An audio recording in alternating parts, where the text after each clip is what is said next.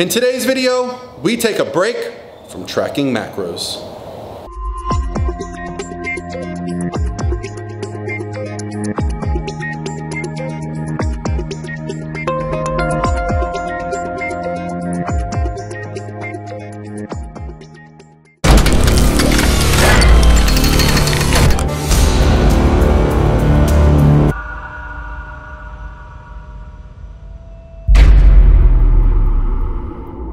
Let's say cheese. On the count of three, say cheese. 1, 2, 3. Cheese! What's going on, guys? This is Paul Revelia from ProPhysique.com, and I'm doing my video a little later than normal today. It's after the gym. It's about 5 o'clock here in Tampa, but the weather today was really nice, so we spent a little time outside during the day. And honestly, this morning it was just a little hectic. Didn't even eat breakfast. Had to run out of the house, do some crap at the bank. Just didn't ever feel settled, and so getting a video out early. Usually I don't like to do them this late. I like to get them out earlier for whatever reason. Today just didn't happen, but it worked out pretty well because I'm gonna end up doing a video topic off of a comment I got off of yesterday's video, so it worked out pretty well. Now, for those of you that track macros, which if you watch my channel, I'm sure you're familiar with it if you're not currently doing it, probably wonder how much you should do it, how often you should do it. When I started tracking macros, it was such a cool way to be aware of nutrition that I took to it so well, and I think I did it for probably over a year straight, because when I first started doing it, I did it in a building phase, and then I did it because I was in contest prep. But I got to a point where tracking macros sounded like the worst idea in the world to me. After tracking macros for a year, even just the simple act of punching numbers into a computer, or, you know, back when I was doing it, we didn't do it on our phones, we did it on websites, or entering data into an Excel spreadsheet or writing it down. Just that idea made me nauseous. Not actually nauseous, but it was not something I wanted to do anymore for whatever reason. So I want to talk to you about the two situations where I feel a person should be tracking macros, and the two situations where I feel like it's okay to not track macros.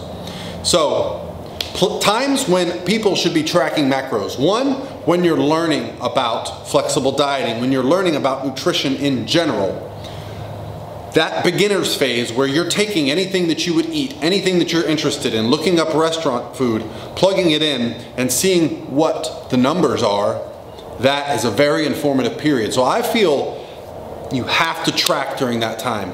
I'm not saying you have to hit your numbers exactly every day, not even close, but I think awareness is a huge problem. I know for myself, growing up, I had no clue what I was eating. I just tried to eat high protein and healthy foods, and, you know, so-called foods that, you know, gave you energy, and you know, there was a lot of fitness myths growing up from the magazines and stuff. But nowadays, we're aware of flexible dieting. We're aware of what hitting some good ratios are going to do for us. And we're aware, based on research, that there are certain ratios or ranges where we should be eating our protein, carbs, and fats, right? And even fiber or alcohol, whatever you want to consider macronutrients. But there's a second place where I think you should also track macros. So certainly for beginners. Secondly, it would be for contest prep or those that want to attain an elite level of body fat. I don't feel like you have to track every day to get really lean. You can just be aware of your calories and be tracking and have an idea and be consistent. But if you want to reach that elite level of body fat, and I'm talking about for women, for men, whatever that elite level is for you, if it's striated glutes, if it's, you know, defined lower abs, whatever it may be, then we're gonna have to get into being pretty specific. And that's where tracking macros is very important, right? That's where we need to know what we're taking in each day. If we're going to be getting down there, we're gonna have to be pretty precise, a lot more precise than when we started. You know, I want you to be within 5 to 10 grams every day of your values as a coach. And so, and as myself, when I compete, I find that to be very necessary. So those are the two situations where I feel tracking macros is essential. So here's the two places where I feel like you can take a break from tracking macros. Let's say you're through that beginner phase. You've entered all your foods. You've tracked macros successfully for 5, 6 months, a year, and you're just starting to get burnt out, and you're not necessarily trying to get leaner, you're just in that improvement phase. And let's say your macros are in such a good range, your protein is plenty high, your fats are plenty high, your carbohydrates are plenty high. Well, that's where I believe carbohydrates and fats can be interchangeable, even protein to a degree, depending on how much you're taking in. You know, as long as I, in the off season or the improvement season, am hitting my daily protein goals, I'm very interchangeable with my carbs and fats. I might go higher on carbs one day, I might go higher on fats one day. I'll balance them out to keep my caloric range roughly the same. For me, this is just a mental break from writing things down every day because I'm so used to it. And so someone who's been tracking for 6 months, a year, for a while, and has gotten into a really good groove, then that's where I feel taking a break from tracking macros might be very helpful. The second place I've already mentioned where I feel you can take a break from tracking macros, and that is the period right after a competition. It seems to me, through myself, through coaching athletes such as yourself, that period immediately after, where you have been spot on every day for month after month after month, day after day, meal after meal, hitting your ratios, hitting your numbers, we need a break, right?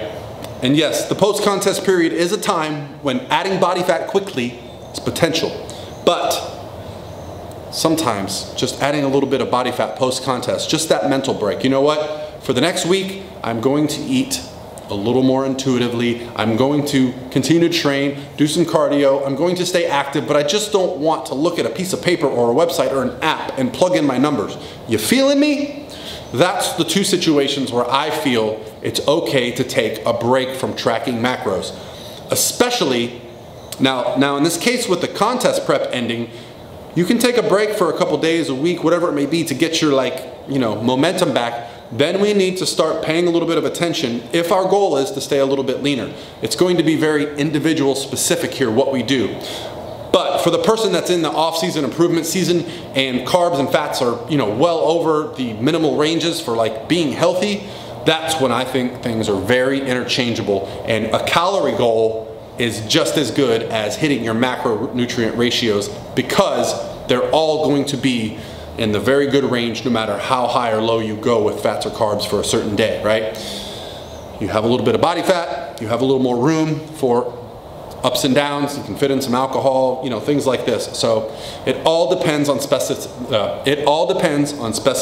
So that's where taking a break from tracking macros could be a good thing for you. Because as we all know, tracking macros can itself become an eating disorder if we let it. Thank you guys. This is Paul from ProPhysique.com. I really appreciate the question from Tracia. Don't know how to say your name. I apologize, but thank you for the comment. And let's have a great rest of the Tuesday, and I will talk to you guys tomorrow.